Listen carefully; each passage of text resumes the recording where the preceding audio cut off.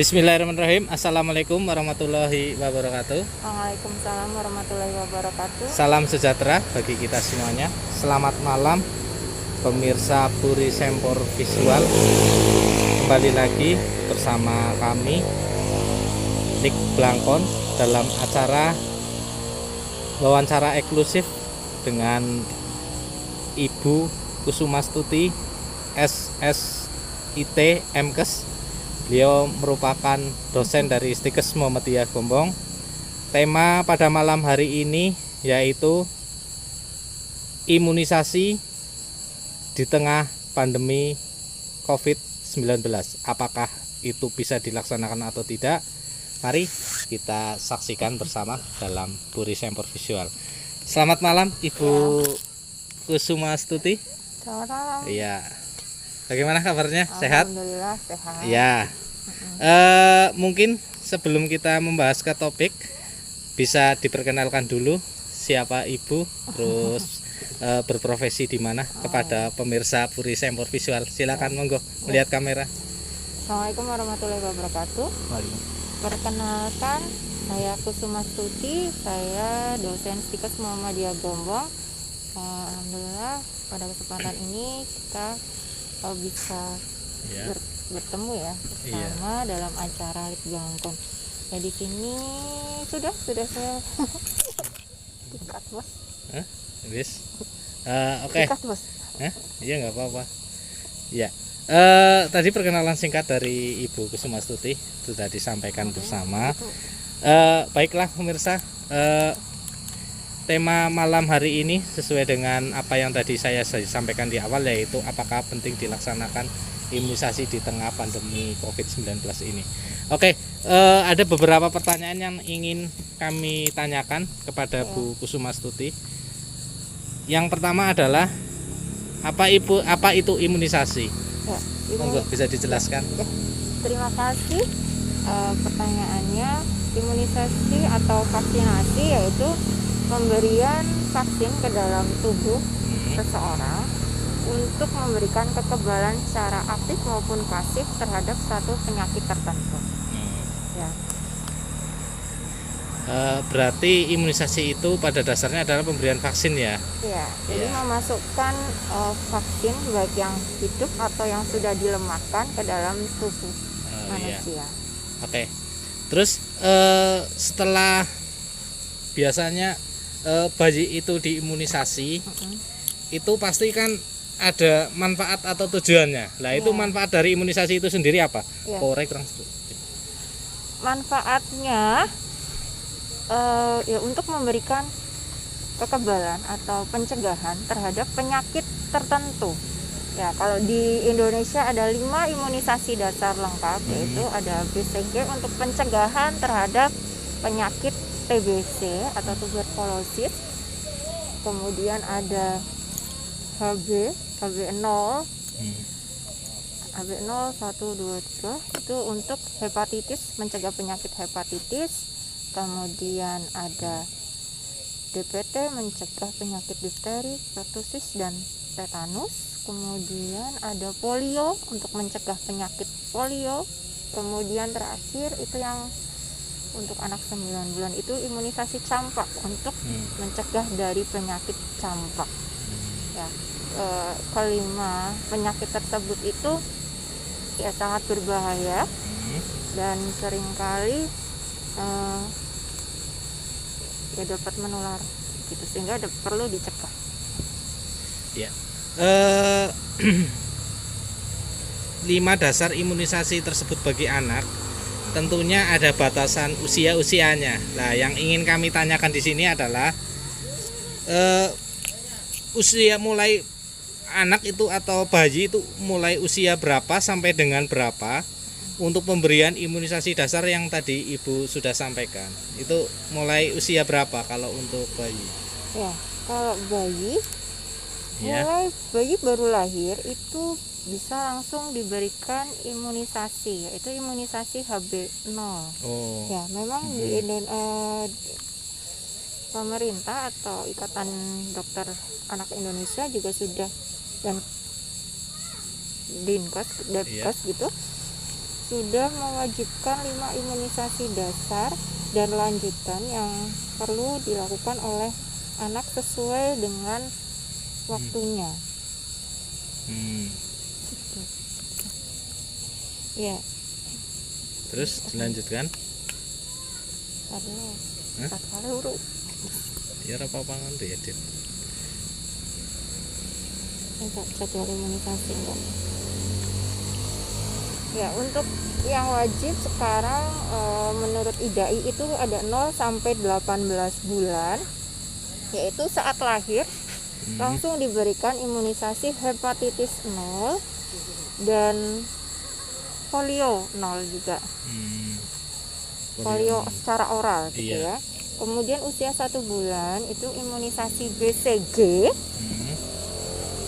untuk mencegah penyakit TBC. Kemudian usia 2 bulan itu ada pentavalen 1 dan polio 1. Pentavalen itu isinya DPT, HB dan HIB. Kemudian usia 3 bulan pentavalen 2 dan OPV 2. Kemudian pentavalen usia 4 bulan pentavalen 3. Itu isinya tadi ada DPT, kemudian HB3 dan HIG, Iya. kemudian ditambah OPV, kemudian OPV 3 maksudnya, dan ditambah IPV. Lah, Itu imunisasi polio injeksi. polio Kemudian injeksi ya. Iya. Oh, berarti Itu tentavalen itu berarti termasuk salah satu jenis imunisasi injeksi. itu pentavalen itu memang injeksi. Oh, sudah injeksi. Itu satu flakon, satu apa namanya? Satu flakon itu isinya cairan yang berisi tentang vaksin HIB, vaksin DPT dan vaksin HB. Itu jadi satu suntikan yang dimasukkan ke dalam tubuh bayi usia anak 2 bulan sampai usia 4 bulan. Di usia 4 bulan itu ada 3 kali suntikan, ada 2 kali suntikan dan 1 oral, yaitu pentavalen 3, kemudian IPV itu polio yang injeksi, Iya. kemudian polio yang oral atau OPV. Kemudian untuk 9 bulan itu ada MR1 atau campak. Iya. Kemudian ini ada lanjutannya sekarang usia 18 bulan itu ada pentavalen 4, kemudian OPV 4 polio ya, kemudian campak yang kedua. Itu sekarang seperti itu. Dan imunisasi lanjutannya lagi Iya. yang lebih anak bisa dibawa oleh orang tuanya ke dokter anak karena itu di luar wajib dari pemerintah, imunisasi wajib dari pemerintah.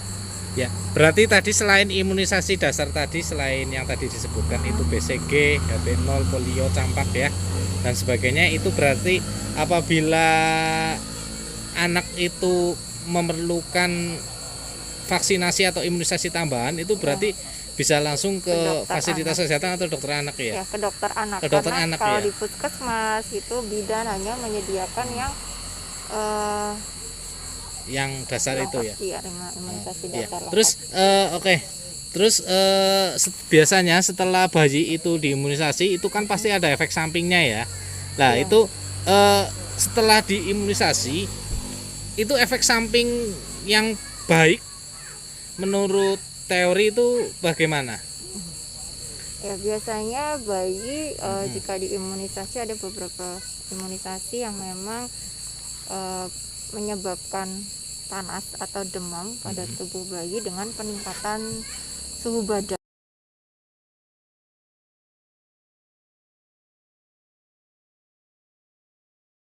Oke, pemirsa YouTube Puri Sempor Visual, tadi sudah dijelaskan beberapa pengertian imunisasi, manfaat dan juga jenis imunisasi serta efek sampingnya.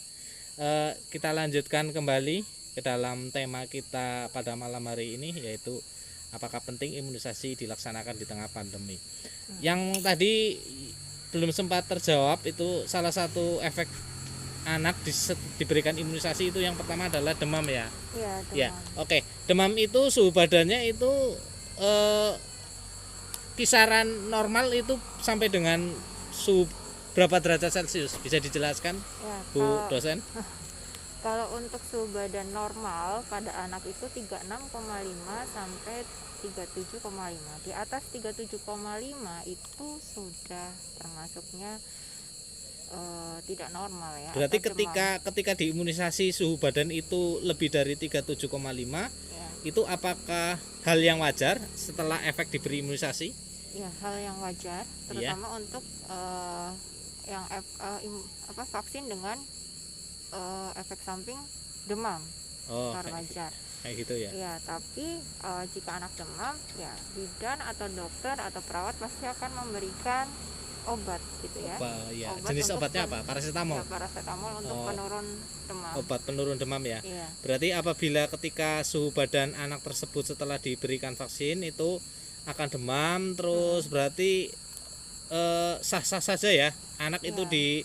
diberi obat paracetamol atau penurun demam ya. Iya. Itu boleh ya. Boleh, tapi Oke. asalkan terutama pada anak-anak yang punya riwayat kejang demam gitu ya. Iya. Mungkin orang tua harus menjaganya gitu ya, jangan sampai karena demam imunisasi itu anak itu sampai kejang. Oh, gitu. oke.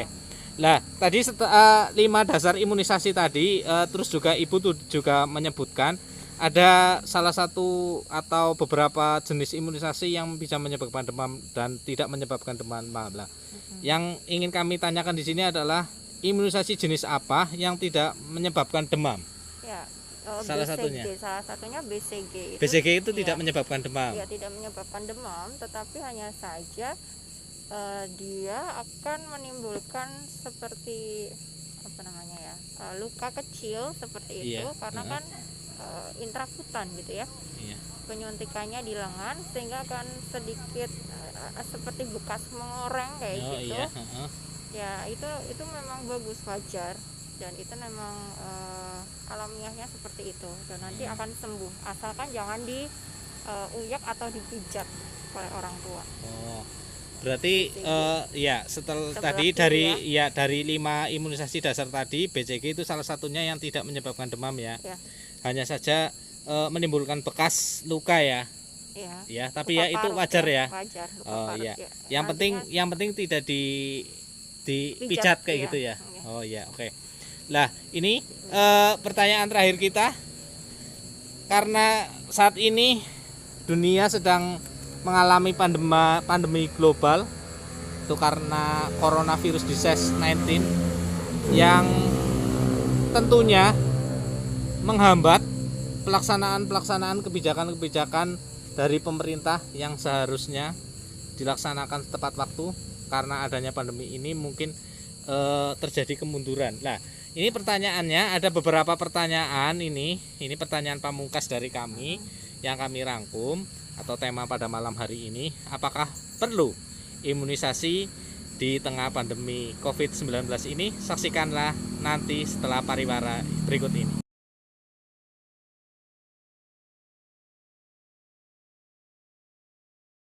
Ya, oke, pemirsa, kembali lagi Puri Sempor Visual bersama saya Lik Blangkon.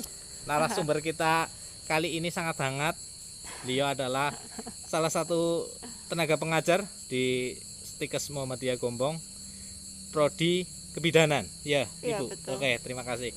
Ya, pertanyaan pamungkas yang kali ini adalah apakah perlu imunisasi itu dilaksanakan di tengah pandemi COVID-19 ini? Bisa dijelaskan kepada pemirsa yang ada di rumah. Silakan, Bu. Ya, terima kasih pertanyaannya. Iya. Ya, pada saat pandemi seperti ini memang sesuai anjuran dari IDAI atau Kemenkes IDAI gitu ya, khususnya Ikatan Dokter Anak Indonesia, imunisasi ini memang sangatlah penting gitu ya. Sangatlah penting ya. Walaupun di tengah pandemi corona saat ini. Tapi dokter atau bidan harus menerapkan 10 protokol yang harus diutamakan saat pandemi gitu ya. Jadi yang pertama itu diusahakan dokter atau petugas kesehatan mengatur jadwal kedatangan agar si anak tadi tidak berkumpul terlalu lama di luar rumah, karena kan memang orang tua akan merasa takut untuk membawa anaknya mengimunisasikan ke rumah sakit atau ke puskesmas yang notabene di situ banyak mungkin ada kasus-kasus coronanya, jadi kan mereka takut. Kemudian untuk di wilayah kasus COVID-19 yang cukup tinggi, diusahakan petugas itu menanyakan apakah si anak itu ada kontak dengan keluarga atau tetangga atau saudara mungkin yang pulang kampung, yang apakah ada yang dirawat di RS yang karena COVID gitu ya. Terus yang ketiga, apabila ada riwayat kontak harus dijalankan prosedur yang telah ditentukan Kemenkes ya. Jadi ada apa namanya cut ya, ikat ya. Prosedurnya ya. Prosedurnya apa? Prosedurnya yang sesuai dengan Kemenkes ya, misalnya harus diperiksa, kemudian dicek rapid testnya, kemudian kalau misalnya positif ya harus dirawat, kalau misalnya tidak tapi ODP gitu maka harus tinggal di rumah selama 14 hari. Oh iya, terus ini baru 4 prosedur ya. Terus 4 yang tadi, apabila tidak ada kontak indikasi maka imunisasi diberikan sesuai dengan jadwal ya. Jika tidak bisa tidak bisa dilakukan sesuai jadwal, maka maksimal atau jarak waktu tidak diimunisasi itu adalah 2 minggu, karena sebisa mungkin vaksin diberikan tepat waktu. Jadi mundur-mundurnya itu ya 2 minggu, maksimal 1 bulan gitu ya. itu berarti antara 5 imunisasi dasar tadi itu di tengah pandemi ini itu bisa dilaksanakan jadwal imunisasinya mundur itu paling lama 2 minggu atau 1 bulan ya. Ya. 2 minggu. Kalau bisa sih 2 minggu aja. 2 minggu saja ya. Itu berarti intinya bisa dilaksanakan ya. Ya. Terus yang kelima itu yang kelima, diusahakan ada petugas yang mengatur dan memisahkan antara anak yang sakit dan yang sehat yang akan diimunisasi. Oh iya. Dan kalau bisa di ruang tunggunya itu berbeda. Kemudian yang keenam, tetap sediakan selalu hand sanitizer gitu ya, atau box untuk cuci tangan dengan air yang mengalir. Terutama petugas kesehatan juga yang selalu melakukan kontak dengan pasien gitu ya. Kemudian yang ketujuh, kursi ruang tunggu harus diatur sedemikian rupa agar ada jarak antara penunggu kurang lebihnya 1-2 meter ya. Kemudian yang kedelapan, anak yang sudah bisa berjalan perlu dijaga agar tidak jalan mondar-mandir di ruang kesehatan. Yang kesembilan, jauhi orang yang sedang batuk dan pilek. Dan bila petugas kesehatan atau dokter yang usianya lebih dari 65 tahun dianjurkan tidak menangani pasien, kan karena banyak juga dokter-dokter yang dengan usia sudah di atas 65 tahun masih praktek gitu. Oh, masih tahu. Iya, Pak. Iya. Seperti itu. Oh. Ya. Yang ke-10 tadi dengan dokter. Ya. Oke. Tadi sudah dijelaskan pemirsa oleh Bu Kusmastuti ya. Tadi ini yang kami perlu perjelas lagi itu memisahkan anak antara sehat yang sakit. Maksudnya sakit ini kategorinya bagaimana? Ya, Bo, ketika anak sakit itu jangan diimunisasi dulu gitu loh. Maksudnya kan kalau kita ke klinik atau ke puskesmas kayak gitu ya. Atau posyandu. Iya, itu campur ya. Kan campur. Karena kan saat itu ada penimbangan seperti itu. Jadi kan anak yang pilek tetap dibawa untuk seperti itu timbang. Ya. Misalnya seperti itu. Oke. Terus di manakah ini bisa melaksanakan imunisasi tadi selain bisa dijelaskan? Ya, imunisasi bisa dilakukan di rumah bidan atau PMB, praktek mandiri bidan, kemudian di puskesmas, kemudian juga di klinik dokter atau rumah sakit. Oke. Seperti itu. Ya. Mungkin itu saja pertemuan kita pada malam hari ini. Terima kasih Bu Kusumastuti. Semoga sama-sama. kita sukses selalu dan pandemi ini cepat berlalu. Amin. Oke, pemirsa Puri Sempor Visual yang berbahagia.